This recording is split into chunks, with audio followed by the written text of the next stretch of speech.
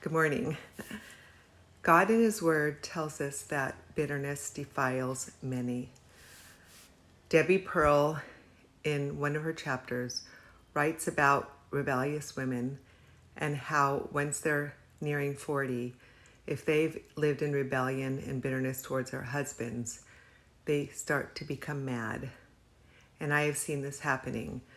Women, you cannot live in constant rebellion, anger, and bitterness towards your husband because you will go mad, insane. You no longer will think right. It just defiles you. It defiles your mind. It'll defile your husband and your children and all those around you. You must kick bitterness out of your life.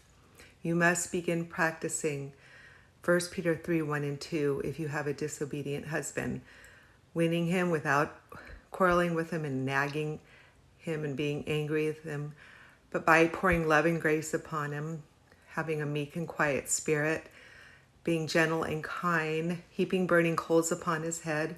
God says to do that even with our enemies, to heap burning coals upon their head. That means to pour love and grace upon them. If you can't do this with your husband, how are you going to do this with your enemies? Your husband isn't your enemy. He is your provider, protector.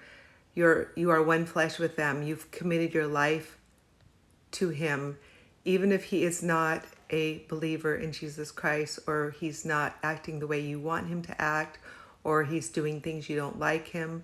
You still need to show him Christ. You will be responsible alone for your own actions.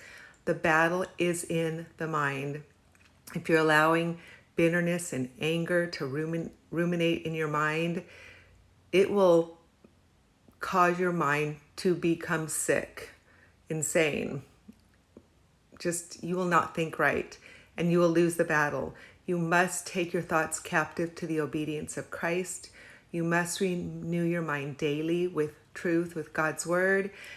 Any bad thoughts that come into your mind about your husband, you must kick out immediately and think about the good in your husband and dwell on those things. Dwell on the good and the pure and the lovely and kick those bad thoughts out.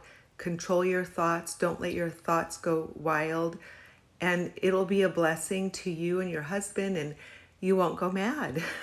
So do not allow bitterness to control your life. It's just so incredibly destructive. We've seen it happen in too many women. Don't kick bitterness out of your life today. Bye-bye.